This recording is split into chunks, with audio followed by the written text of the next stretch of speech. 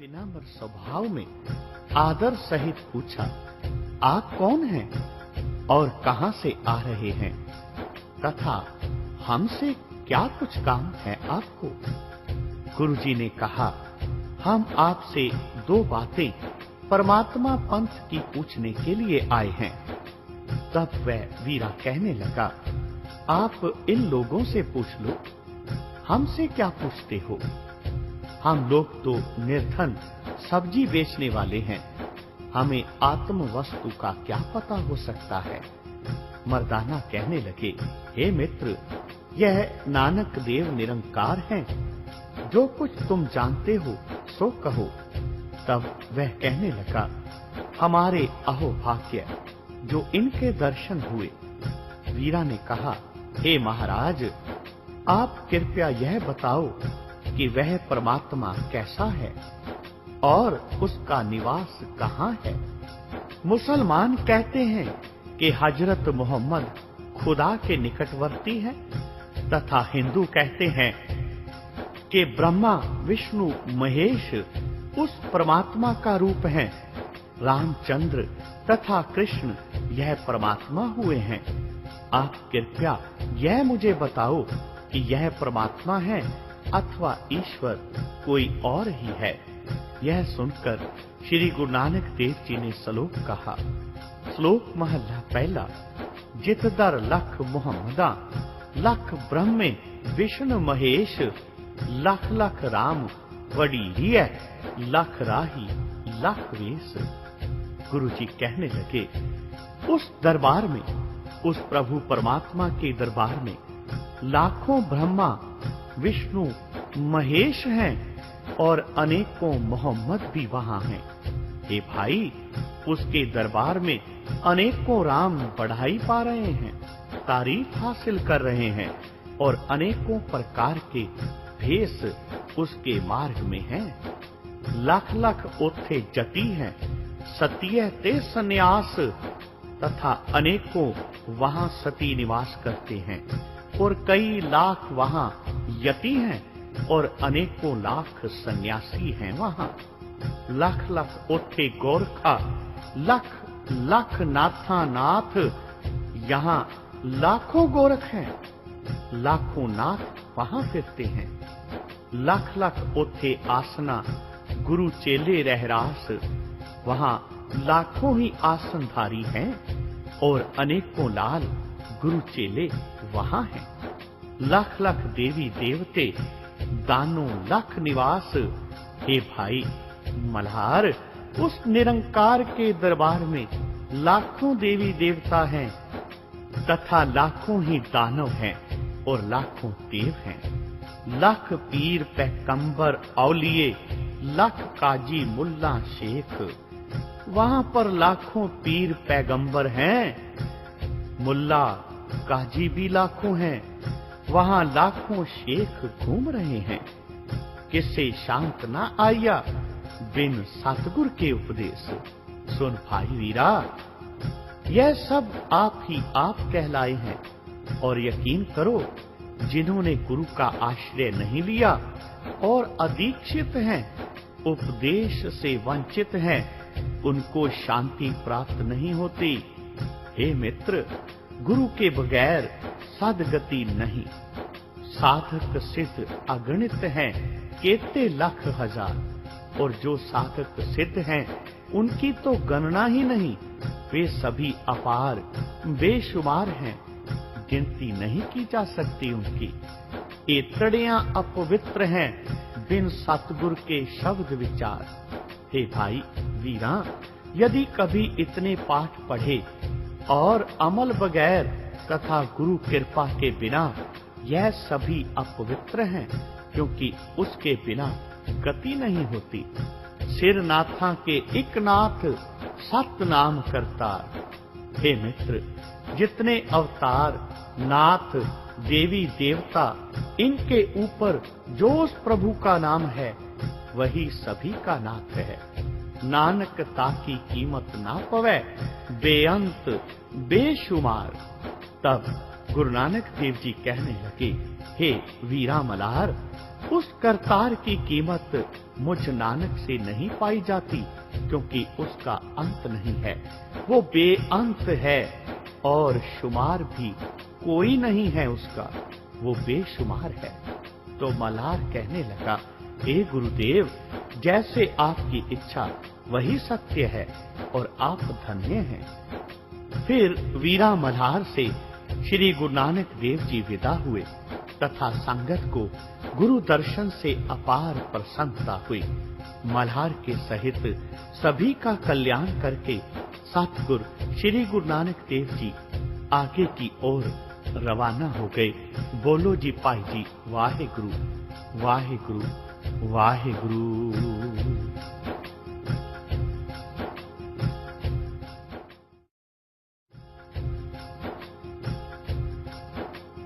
कलयुग अवतार श्री गुरु नानक देव जी अपनी चौथी उदासी के समय संसार के लोगों को उस प्रभु परमात्मा के नाम का संदेश देते देते समुद्र के किनारे, समुद्र तट पर उस स्थान पर पहुंच गए जहां पर पीर जलालदीन समुद्र के जल पर अपना मुसल्ला बिछाकर खेला करता था। उस पीर जी ने गुरु जी को देखा और कहा, अस्सलाम वालेकुम। गुरु जी कहने लगे, हे पीर, उस अलेख को सलाम है। शिष्टाचार के पश्चात पीर और गुरु जी हाथ से हाथ मिलाकर प्रेम पूर्वक बैठ गए। पीर ने कहा, हे गुरु नानक, आप हमारे साथ समुद्र की सैर को चलो। तब गुरु जी कहने लगे, हे जलाल कुरैशी, क्या सैर करते करते समुद्र में कुछ देखा भी है? तब पीर कहने लगा, जी हां, एक दिन एक मीनार देखा था। गुरु जी ने कहा, अच्छा, उस मीनार की खबर लाओ। गुरु जी का कथन मानकर पीर ने अपना मुसल्ला समुद्र जल पर बिछाकर उस पर अपना आसन लगाया। जाते जाते वहां पहुंचा जहां एक मीनार था। उस स्थान पर 20 आदमी बैठे देखे।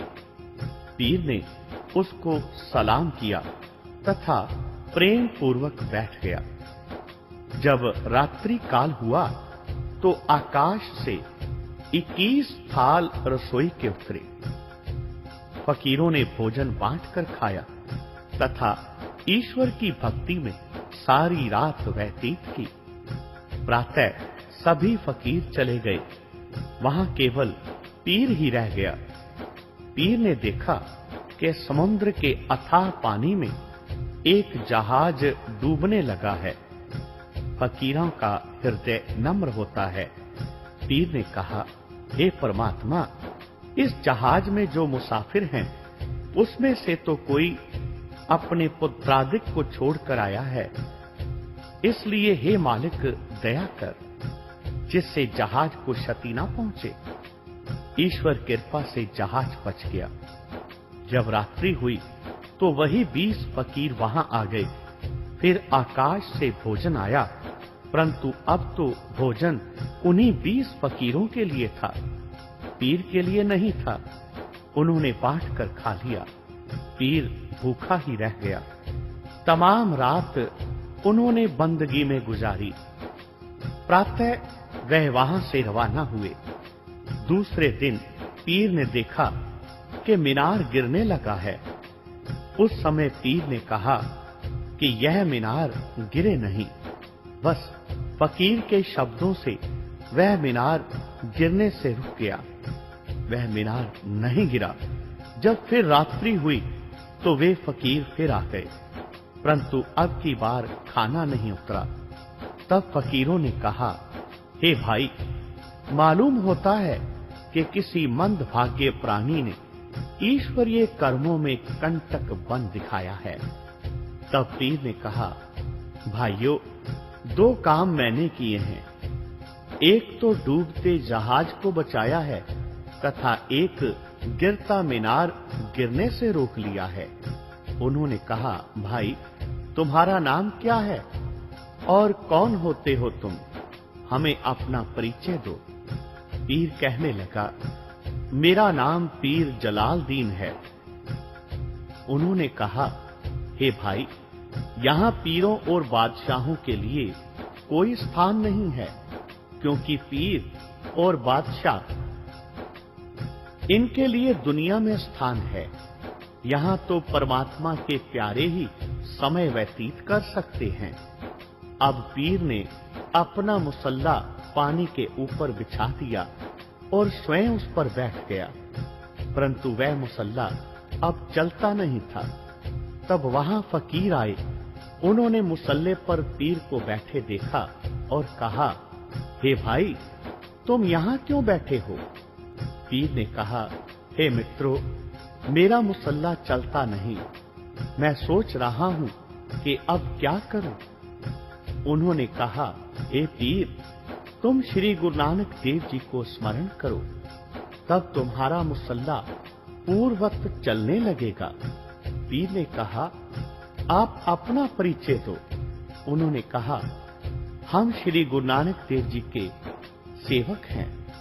अब पीर ने गुरु जी को स्मरण किया। तब वह मुसल्ला चल पड़ा तथा गुरु जी के पास आ गया। पीर ने गुरु जी को नमस्कार किया तथा आज्ञा लेकर बैठ गया। गुरु जी कहने लगे, सुनाओ पीर जी, सैर में क्या कुछ देखा? पीर ने कहा, हे महाराज, आप अंतर्यामी हो, सब कुछ जानते हो। मैं तो आपके शिष्यों की कृपा से वापस आ गया हूं, नहीं तो मेरा वापस आना असंभव था। तब गुरु नानक देव जी ने शब्द फरमाया, लाख उलांभे दिवस के राती मिलन सहांस, सिफ्त सलाहन छाट के करंगी लगा हंस। तब गुरु नानक देव जी ने पीर को समझाया, हे पीर जी, यहाँ कर्म कुरंग है, यहाँ हंसों की मनाही है, यहाँ ना बैठ। यह सुनकर पीर ने गुरु जी के चरण चूम लिए तथा अपना मुसल्ला फेंक दिया। गुरु जी कहने लगे, हे जलालदीन, जाओ पहले किसी अच्छे गुरु की तलाश करो। पीर कहने लगा, हे महाराज, मैं कौन सा गुरु देखूं? गुरु जी ने फरमाया, सबका गुरु वही है, परमात्मा, सतगुरु है वो। फिर गुरु जी से आज्ञा लेकर जलालदीन एक और को चल दिया और गुरु जी एक और को रवाना हो गए और संसार के लोगों को सीधे रास्ते पर लाने के लिए अपनी यात्रा की तरफ निकल पड़े। बोलो जी भाई जी, वाहिगुरु वाहिगुरु वाहिगुरु।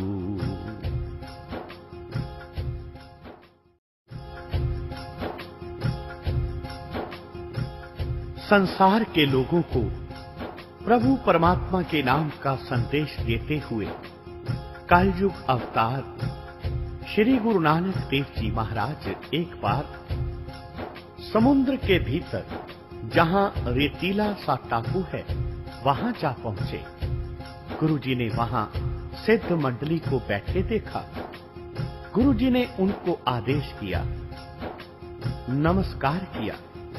उनमें से गुरु गोरखनाथ ने कहा, नमस्कार है उस अलेख प्रभु को। गोरखनाथ ने गुरु जी का स्वागत करके आसन पर बिठाया और कुशल मंगल पूछा। वहां सिद्ध लोग भंडारा तैयार कर रहे थे। गोरख ने कहा, हे भर्तृ, तुम जाओ, जाकर जल ले आओ। वहां जो देग बन रही थी उसमें 64 डोल पानी पड़ता था। 64 मन का डोल भर्तृ अपने सिर पर उठाकर ला रहा था।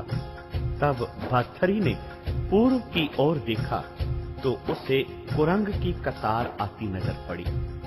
भर्तृ ने एक कुरंग को कुरंगी के साथ कलोल करते देखा।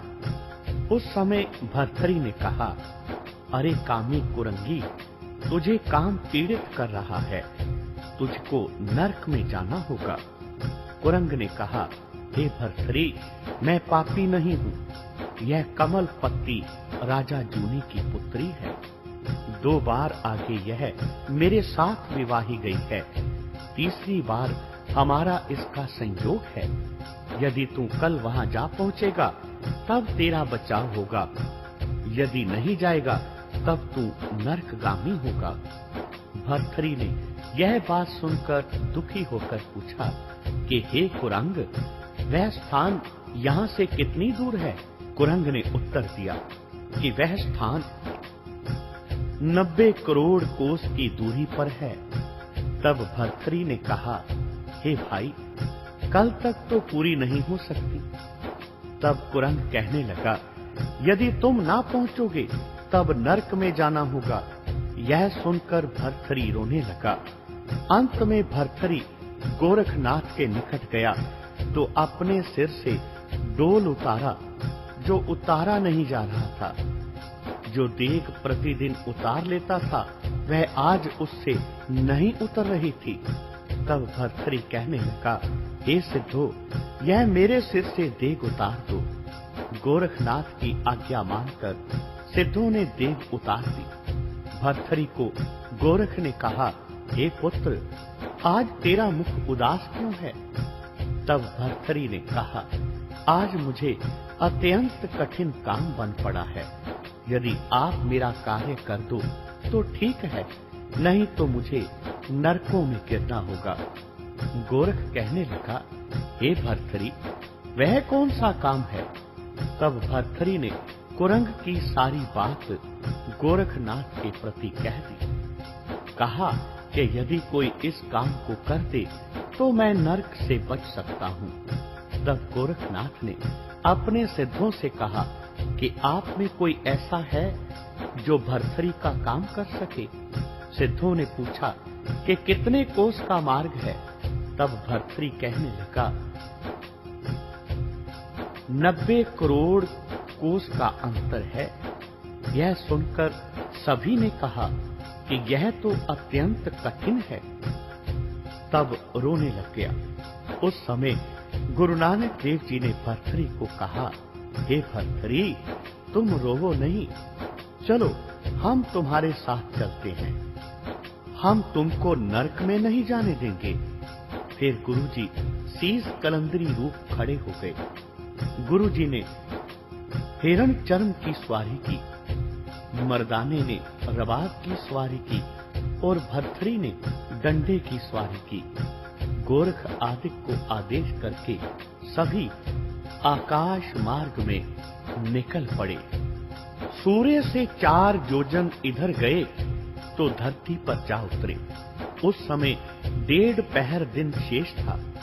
जब जूनापति राजा के नगर पहुंचे और एक बाग में गए तब गुरुजी ने कहा, हे भर्तरी, हम स्नान करने जाते हैं और तू इस बाग में चला जा। तब भर्तरी उस बाग में चला गया। आगे कंवलपति रानी का महल था और वह रानी बारी में बैठी हुई देख रही थी। रानी ने भर्तरी को देखकर गोली को कहा, हे गोली, वह जो साधु बाग में टहल रहा है, इसे पकड़कर मेरे पास ले आओ। रानी ने भर्तरी के पैर में पद्म देखा और तभी उठकर भर्तरी का कपड़ा पकड़कर खड़ी हो गई। तब भर्तरी कहने लगा, अरे हम तो साधु हैं, बताओ तू हमें क्या कहती है? रानी कहने लगी, तुम साधु नहीं हो, तुम तो महाराज भर्तरी हो। हे राजन, 2 बार मैं तेरी रानी रह चुकी हूँ, अब तीसरी बार संयोग है। अब तुम जा नहीं सकते, मैं तेरी प्रतीक्षा ही कर रही हूँ। यह बातें सुनकर गोलियां उसकी माता के पास गई और कहा कि बाग में एक जोगी आया है तथा आपकी पुत्री ने उसे पकड़ रखा है। उसी साधु के साथ वह जाना चाहती है। हमने यह सूचना तुमको दे दी है। जब रानी ने वह खबर सुनी तो उसने अपने पति को तमाम बात बता दी। राजा ने उस साधु को पकड़ने का हुक्म दे दिया। हुक्म की पालना वजीर ने की और साधु को राजा के सम्मुख पेश किया गया। राजा ने आज्ञा दी कि इसको टुकड़े टुकड़े करके नदी में बहा दो। बस फिर क्या था, भरथरी के टुकड़े टुकड़े करके नदी में फेंक दिए थे। मर्दाने ने गुरुजी को कहा, हे महाराज, भरथरी के टुकड़े टुकड़े करके नदी में बहा दिया गया है। गुरुजी कहने लगे, मर्दाना जी, भरथरी मरने का नहीं। उधर भरथरी फिर से सावधान होकर उसी धौलत पर जा बैठा। राजा को फिर सूचना मिली कि वही साधु फिर राजकुमारी के महलों में देखा गया है। राजा ने फिर उसे पकड़कर मंगवा लिया तथा एक चिता में बैठाकर उसे आग लगा दी। गुरुजी को मर्दाने ने फिर कहा, हे गुरुदेव, भरथरी को चिता में जला दिया गया है। गुरुजी कहने लगे, हे मर्दाना, भरथरी जलेगा नहीं। इधर भरथरी फिर चिता में उड़कर राजकुमारी के महलों में जा बैठा। राजा ने फिर हुक्म दिया कि उस साधु को गड्ढे में डाल दो और ऊपर एक दीवार खड़ी कर दो। राजा के हुक्म की पालना की गई। मर्दाना कहने लगा, गुरुजी, भरथरी को गड्ढे में डालकर ऊपर दीवार चिना दी गई है। गुरुजी कहने लगे, मर्दाना जी, भरथरी मरने का नहीं है। उधर फिर भरथरी राजकुमारी के महलों में चला गया। राजा को फिर सूचना मिली। तब राजा ने वजीर से पूछा कि क्या बात है। वजीर कहने लगा, हे राजन, यह फकीर कोई जादूगर नजर आता है। अब तो उसे रस्सी से बांधकर सूली पर लटकाया जाए तो अच्छा है। साधु को रस्सी से बांधकर ढोल बजाते सूली पर चढ़ाने लगे। मर्दाने ने सब समाचार फिर गुरुजी को सुना दिया। तब गुरुजी कहने लगे, मर्दाना जी, अब भरथरी की रक्षा हमें करनी होगी। अब गुरुजी सूली के निकट जाकर खड़े हो गए। जब गुरुजी ने सूली की ओर देखा तो वह सूली सरसब्ज हो गई। राजा ने हैरान होकर पूछा, वह जो नया साधु आया है, जिसके आने से सूली हरी हो गई है, वह कौन है? उस राजा ने मर्दाने से गुरुजी का परिचय पूछा।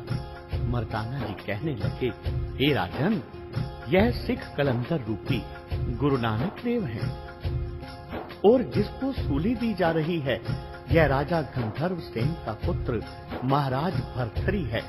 राजे ने कहा, यह लोग हमसे क्या चाहते हैं? मर्दाना कहने लगा, हे राजन, जो तुम्हारी कन्या है, यह भरथरी के साथ इससे पूर्व 2 बार विवाही गई है। अब यह तीसरी बार तेरी कन्या को लेने के लिए आए हैं। बस उसी समय जूना राजा श्री गुरुजी के चरणों पर गिर गया और हाथ जोड़कर कहने लगा, हे प्यारे गुरुदेव, आप मेरे योग्य जो सेवा हो वह कहो, मैं तो आपके चरणों का दास हूँ। गुरुजी कहने लगे, हे राजन, आप अपनी कन्या भरथरी को दे दो। आज की रात्रि में तेरी कन्या तथा भरथरी का संयोग है। तब राजा ने कहा, हे महाराज, लोक लज्जा को सन्मुख रखकर प्रार्थना है कि कुछ बारात आदि का प्रबंध हो, हमें प्रसन्नता हो जाएगी, क्योंकि मैं आखिर राजा हूँ। गुरुजी कहने लगे, हे राजन, तू बारात के स्वागत का सामान तैयार कर, बारात जरूर आएगी। यह सुनकर राजा अपने घर की ओर चला गया। इधर गुरुजी ने परमेश्वर से प्रार्थना की, हे महाराज, जो आपके पास जो 96 करोड़ मेघमाला है, उनके जो अधिष्ठा देवता हैं, उनको कृपया हमारे पास भेज दो। बस फिर क्या था, देवताओं की बारात सज गई। बाजे बजाने वाले, नित्य मंगल करने वाले सभी देवता आ गए। उधर राजा को सूचना मिली, हे राजन, बारात इतनी है कि तुम्हारे राज्य में उनके बैठने को भी स्थान नहीं है। राजा ने सोचा कि मैं यदि अपने सारे राज्य की सामग्री भी जुटा लूं, तब भी एक समय का भोजन एकत्र नहीं हो सकता। तब राजा ने अपने कंठ में कपड़ा डाला और श्री गुरु नानक देव जी महाराज के चरणों में आ गिरा।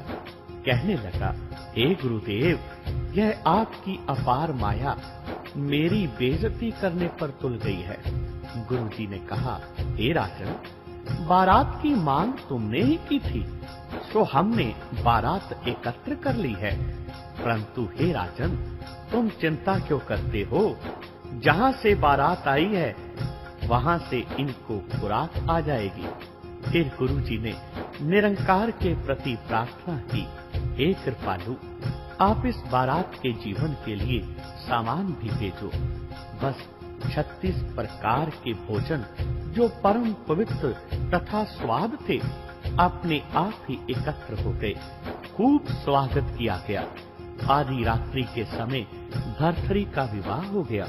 राजा ने कहा, हे महाराज, यह तिल पुष्प सहित मेरी कन्या को स्वीकार करके ले जाओ। गुरुजी कहने लगे, हे राजा, यह दहेज की वस्तु नहीं चाहिए। राजा यह सुनकर मौन ही हो गया। फिर कमलपति गुरुजी के चरणों में पड़ गई और कहने लगी, हे गुरुदेव, मैं तो आपकी दासी हूँ, मैं तो आपके चरणों की सेवा करूंगी। गुरुजी कहने लगे, हे कमलपति, यदि तू 10,000 वर्ष तपस्या करे तो फिर तू हमारे साथ समाएगी। यह सुनकर कमलपति चुप हो गई और एक दुपट्टा मर्दाने को देकर कहा, हे मर्दाना, यह मेरी सहदानी है, इसे तू अपने साथ ले जा। अब वहां से विदा हुई। तब मर्दाने का रबाब चलता नहीं था। उस समय गुरुजी ने कहा, हे मर्दाना जी, यदि कोई वस्तु किसी गृहस्थी की तुम्हारे पास है तो वह लौटा दो। मर्दाना कहने लगा, हे महाराज, मेरे पास रानी का दिया हुआ एक दुपट्टा है। गुरुजी ने कहा, दिखाओ तो। जब देखा गया तो वह दुपट्टा 10,000 रुपए कीमत का पाया गया।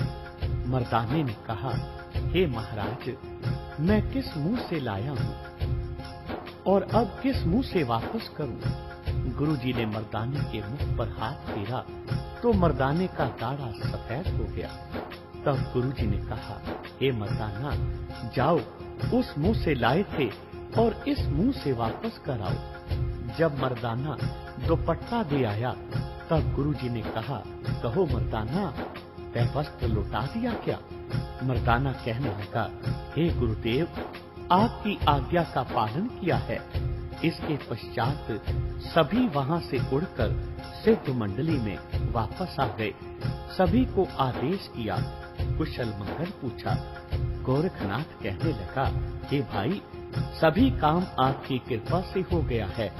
फिर गुरुजी ने गोरखनाथ से विदा मांगी। तब गोरखनाथ ने कहा, आप कुछ समय और ठहरने की कृपा करो। गुरुजी कहने लगे, हे गोरख जी, हम रमते हैं, इसलिए हमें जाने की आज्ञा दो। बस फिर गुरुजी सभी सिद्धों से प्रेम पूर्वक मिलकर वहां से रवाना हुए। बोलो जी पाई जी वाहिगुरु, वाहिगुरु, वाहिगुरु।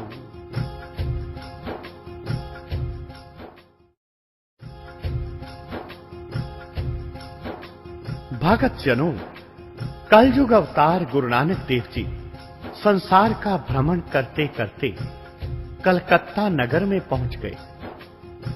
वहां देखा कि नगर में बीमारी फैली हुई है। राजा भी बीमार है, प्रजा भी बीमार है। तब लोगों ने कहा, हे महाराज, आप हमारी इस बुरी हालत को देखो, हम सभी दुखी हो रहे हैं।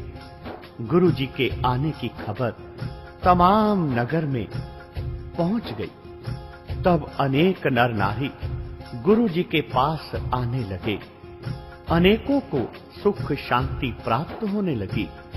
यह खबर राजा को भी हुई।